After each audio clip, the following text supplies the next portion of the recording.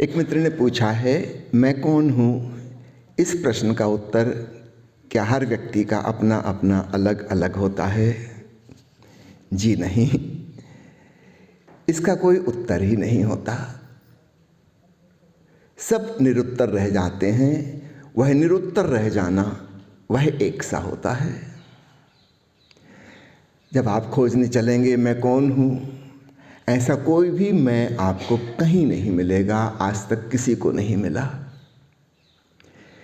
मैं का भाव समाज के द्वारा दी गई एक भ्रांति, एक इल्यूजन है। हम इस विराट अस्तित्व के हिस्से हैं, हम उससे अलग थलग नहीं हैं। लेकिन जब हमारा जन्म हुआ, हमें एक विशेष नाम दे दिया गया। हमें बताया गया कि तुम इस कुल के हो, तुम्हारी ये जाति है, तुम इस धर्म के हो। परिवार में कोई राजनीतिक पार्टी की मान्यता थी, माता पिता ने वह सिखा दी। हिंदू हो, मुसलमान हो, इंडियन हो, नेपाली हो, चाइनीज़ हो, देश, राजनीति, धर्म, संप्रदाय, ये सब हमें सिखा दिए गए। भाषा हमें सिखा दी गई, ये हम लेकर नहीं आए थे। फिर इससे हम आइडेंटिफाइड हो गए, फिर हमारा पासपोर्ट बन गया। अलग अलग प्रकार के आइडेंटिफिकेशन कार्ड बन गए, उसमें हमारी शक्ल सूरत, हमारा नाम, एड्रेस, फ़ोन नंबर, ये वो सब कुछ लिखा हुआ है। दूसरे लोग हमें इस भांति से जानते हैं जो हमारी आईडी में लिखा है। लेकिन जब हम अपने भीतर जाते हैं, वहाँ हम तलाशते हैं, वहाँ ऐसा कोई भी ना मिलेगा। इसलिए मैंने कहा एक सामाजिक भ्रांति, एक सोशल इल्यूजन है कि मैं हूँ, ऐसा दूसरा लोग समझते हैं। और मुश्किल ये है कि हम भी उन्हीं की निगाहों से देखने लगते हैं, दूसरों की निगाहों से। दर्पण में हमने अपनी इमेज देखी है और हम भी समझने लगे कि यही मैं हूँ। और मज़े की बात है, वो इमेज कितनी बार बदल गई। शरीर को ही लें, एक दिन आप इतने छोटे थे माँ के गर्भ में कि आपकी अल्ट्रासाउंड से जो फ़ोटो निकाली गई थी, उसे देखकर आप खुद ही नहीं पहचान सकते कि ये आप हो। फिर आपका जन्म हुआ, एक दिन आपकी उम्र थी, उस दिन के फ़ोटोग्राफ को भी आप नहीं पहचान सकते। 6 महीने के हो गए, शरीर बदल गया, शक्ल सूरत चेंज होने लगी। 1 साल के हो गए, 2 साल के हो गए। बहुत मुश्किल है। किसी व्यक्ति से आप 10 साल बाद मिलो तो पहचानना मुश्किल है। अगर आपको पता नहीं है कि आप किस व्यक्ति से मिलने जा रहे हो, शायद आप नहीं रिकॉग्नाइज कर पाओगे। 10 साल में सब कुछ बदल गया, शक्ल सूरत। और मन, वो तो कितनी तेजी से बदल रहा है, वो तो साल का इंतजार ही नहीं करता, बहुत तेजी से। अभी आप किसी के पक्ष में हो, जरा सी कोई बात हो जाए आप विपक्ष में हो जाओगे। कोई मित्र था वो शत्रु हो जाएगा, जो शत्रु था वो मित्र हो जाएगा। जरा सी बात में प्रेम खत्म हो जाएगा, क्रोध पैदा हो जाएगा। मन तो कितनी तेजी से बदल रहा है, भावनाएं कितनी तेजी से बदल रही हैं। अभी किसी कारण से खुशी है, और जरा सा कुछ कारण हो जाएगा, उदासी आ जाएगी। याद रखना, जिन लोगों को डिप्रेशन की बीमारी हो गई और जिन्होंने सुसाइड कर लिया, कुछ दिन पहले वो हमारी तरह बिल्कुल सामान्य थे। मन बदल गया, भावनाएं बदल गई, सब कुछ बदल रहा है। हम किस चीज़ से अपना एसोसिएशन बनाते हैं और उसको मैं कहते हैं। जब जो होता है हम उसी के साथ एसोसिएटेड हो जाते हैं। जब मैं बच्चा था तो मैं कहता था कि मैं बच्चा हूँ, फिर मैं कहने लगा मैं किशोर हो गया, टीनेजर हो गया, फिर मैं युवक हो गया, फिर मैं प्रौढ़ हो गया, फिर मैं बूढ़ा हो गया। ये मैं तो लगातार बदल रहा है, फिजिकल लेवल पे, मेंटल लेवल पे और भी तेजी से बदल रहा है। शरीर को बदलने में तो फिर भी वक्त लगता है। मन के तल पर तो बहुत तेजी से बदलता है, क्षण भर भी नहीं लगता। विचार चेंज, ओपिनियन चेंज, और भावनाएं, अंग्रेजी में उनको कहते हैं इमोशन। इमोशन का मतलब है that which is always in motion, in movement, जो आती है जाती है। कभी किसी भावना को टिकते देखा? आती है, चली जाती है हवा के झोंके की तरह। न हमारे बुलाने से आई थी, न हमारे रोकने से रुकेगी। हम किसको मैं कहते हैं, मैं कौन हूं? इन सबके जोड़ को हमारे मन में धारणाएं हैं, फिर हमने शिक्षा प्राप्त की, कोई खास प्रोफेशन हम कर रहे हैं, हम आइडेंटिफाइड हो गए। उदाहरण के लिए मैं डॉक्टरी पढ़ा, मैं कहने लगा मैं डॉक्टर हूँ। अब ये बिल्कुल संयोग की बात है, मैं कुछ और भी पढ़ सकता था, मैं इंजीनियरिंग भी पढ़ सकता था, कंप्यूटर साइंस भी पढ़ सकता था, बिना पढ़ा लिखा भी रह सकता था, व्यापारी बन सकता था, कुछ भी हो सकता था। This is just a coincidence, ये मेरा होना नहीं है। ठीक है, एक फंक्शन है, एक व्यक्ति डॉक्टर बन गया है, वो डॉक्टर का रोल निभा रहा है, he is acting, playing like a doctor, he is not the doctor. कोई स्त्री है, कोई पुरुष है, अब तो सेक्स चेंज ऑपरेशन हो जाता है, घबरा गए स्त्री रहते रहते कि पुरुष मजे कर रहे हैं, ऐसा लगा, कोई बात नहीं, आप पुरुष बन जाओ, देख लो, इसमें भी मजा नहीं है, कहीं मजा नहीं है। वो जो आइडेंटिफिकेशन था कि मैं पुरुष हूं, कि मैं स्त्री हूं, बदला जा सकता है। प्रोफेशन, ज्ञान बदला जा सकता है, भविष्य में हो सकता है लंबी शिक्षा की ज़रूरत ही ना हो कि 25 साल तक स्कूल कॉलेज में पढ़ाएं। छोटी सी कंप्यूटर की चिप्स ब्रेन में फिट कर दी जाएगी, उसमें सारी इन्फॉर्मेशन है, सारी डाटा है, और वो अपडेट भी होती रहेगी बाहर से गूगल के द्वारा। किसी को इंजीनियर बनना है तो इंजीनियरिंग की पूरी इन्फॉर्मेशन एक चिप लगा दी, वो इंजीनियर हो गया, सारी नॉलेज उसको उपलब्ध भीतर ही भीतर। 25-30 साल बेचारे को परेशान कर करके रटा रहे थे। अब भविष्य में इसकी कोई ज़रूरत नहीं बचेगी, थोड़े दिन में वो घबरा गया कि अब नहीं रहना इंजीनियर, कुछ और बनना है, ठीक है वो बन जाओ, डाटा चेंज कर दे रहे हैं। जिसको हम मैं कह रहे हैं वो इन सब का जोड़ था। मैं क्या हूं? एक व्यक्ति हिंदू है, वो चाहे क्रिश्चियन बन जाए, कितने लोग बन रहे हैं। वो जो कह रहा था कि मैं हिंदू हूं, अब वो कहाँ है? अब वो कहने लगा मैं क्रिश्चियन हूं, उसका आइडेंटिफिकेशन वहां हो गया। सच पूछो तो वो कोई भी नहीं है इनमें से, ये संयोग की बात है, ये हमारा वास्तविक स्वरूप नहीं है। तो न हमारा तन न हमारा मन, इन दो से हम आइडेंटिफाइड हैं। एक रंग रूप, शक्ल सूरत, और फिर हमारे भीतर जो ज्ञान, उसमें धर्म, संप्रदाय, फिलॉसफी, राजनीति, भाषा, देश, ये सब आ गए। लेकिन ये सब तो दूसरों के द्वारा दिए गए हैं और चेंजेबल हैं।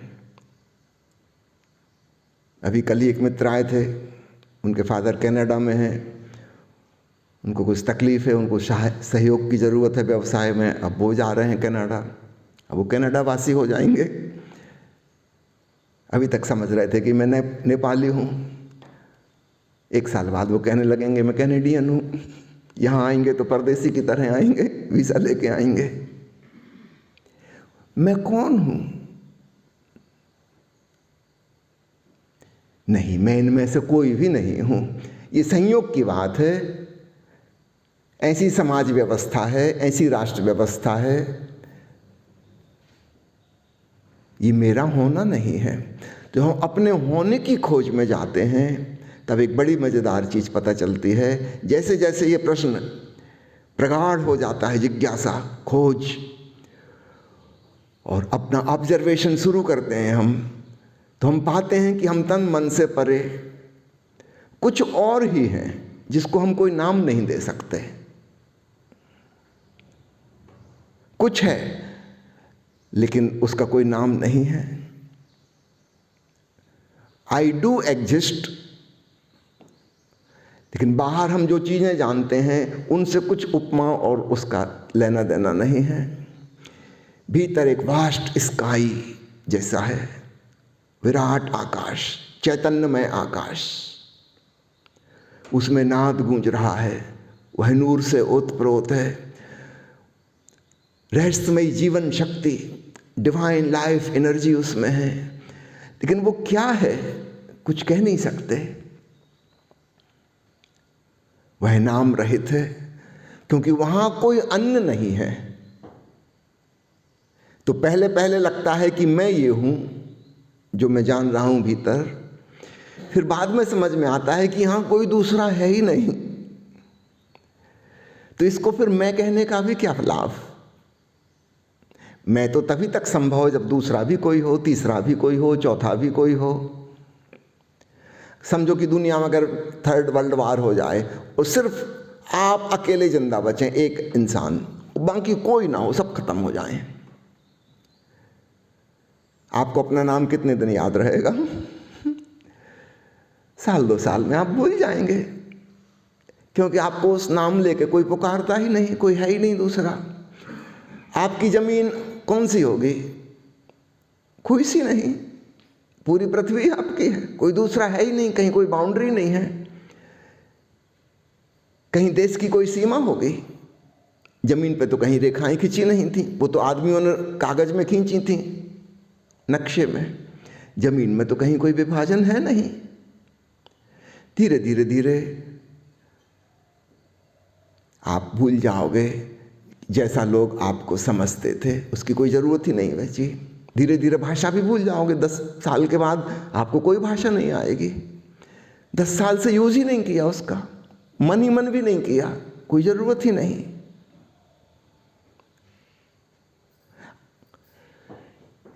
ठीक इसी प्रकार जब हम भीतर जाते हैं तो शुरुआत में लगता है कि यह चैतन्य, यह ऊर्जा, यह जीवंतता, यह ओंकार, यह आलोक मैं हूँ।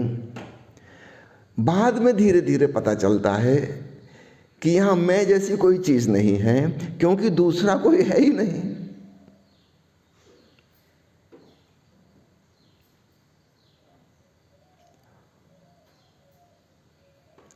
तब समझ में आता है कि जो मैं महसूस कर रहा हूँ भीतर, ऐसा ही कोई भी व्यक्ति अपने भीतर जाएगा तो यही महसूस करेगा। तो ऊपर ऊपर से हम भिन्न भिन्न हैं, अलग अलग नज़र आते हैं, भीतर से एक सत्य है। वो ना मेरा है, ना वो तेरा है, ना वो किसी का है, बस वो है। वो एग्जिस्टेंशियल ट्रूथ है, वो सबका एक सा है। जैसे लहरें लहरें लहरें, अनंत लहरें सागर की सतह पर, अलग अलग, कोई छोटी है, कोई बड़ी है, कोई अभी उठ रही थी, कोई गिर रही है, निश्चित रूप से अलग अलग हैं। लेकिन अगर खुद के भीतर झांकें कि मैं कौन हूँ, तो वो पाएंगी अरे मैं तो H2O हूँ, पानी हूँ। और मज़े की बात है, मैं वह विराट सागर हूँ।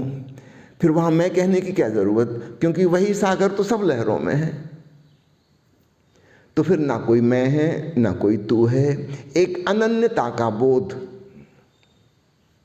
एक भगवत्ता, कहो एक परमात्मा है। फिर आत्मा शब्द भी वहाँ अच्छा नहीं लगता, क्योंकि आत्मा कहने से ऐसा लगता है कि मैं, कहीं सूक्ष्म रूप से मैं हूँ। तो मैं कौन हूँ का प्रश्न का उत्तर अलग अलग नहीं होता, मैं कौन हूँ का कोई उत्तर ही नहीं होता। मैं कौन हूँ की खोज में जो भी गया उसने मैं को पाया ही नहीं, कोई उत्तर कभी मिला नहीं, वह प्रश्न ही विदा हो गया, प्रश्न समाप्त हो गया, खोजने वाला खो गया, उत्तर कुछ भी ना मिला। अब मुश्किल यह है, दूसरों को अगर कुछ बताना हो तो फिर कैसे बताएंगे? खुद के भीतर तो महाशून्यता को पाया और यह भी जान लिया कि सबके भीतर वही है। लेकिन अगर कोई पूछेगा और उसे उस शून्यता की शांति और आनंद के बारे में कुछ बताना है, तो फिर हमें शब्दों का प्रयोग करना होगा, और शब्द वही होंगे जो भाषा में हैं, जो प्रचलित हैं, उन्हीं का उपयोग करना होगा। ऐसे व्यक्ति को पता होगा कि मैं जो भी कहूँगा वह भूल चूक भरा होगा, उसमें गलती होगी, ठीक कह ही नहीं सकता। भीतर जो जाना है वह निशब्द में, वर्डलेस साइलेंस। और जब बताने चलूँगा तो शब्द में कहना होगा, और फिर दूसरा क्या समझेगा वो तो भगवान जाने।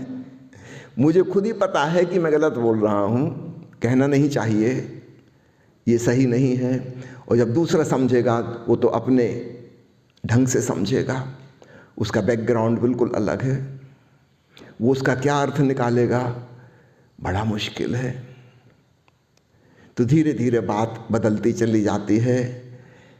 जब कहने वाले को ही पता है कि मैं अकथनीय का वचन कर रहा हूँ जो कि गलत होगा, तो सुनने वाले तक तो पहुँच के और गलत हो जाएगा।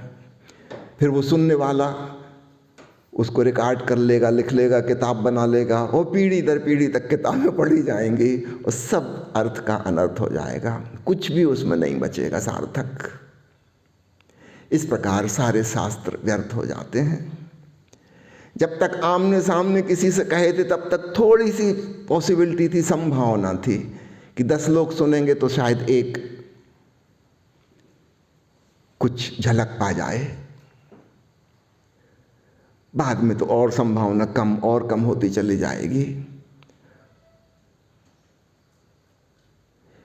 ये मुश्किल है। तो उत्तर तो नहीं मिलता, लेकिन इस बात को बताने में भी कुछ तो कहना पड़ेगा, वही उत्तर हो जाएगा।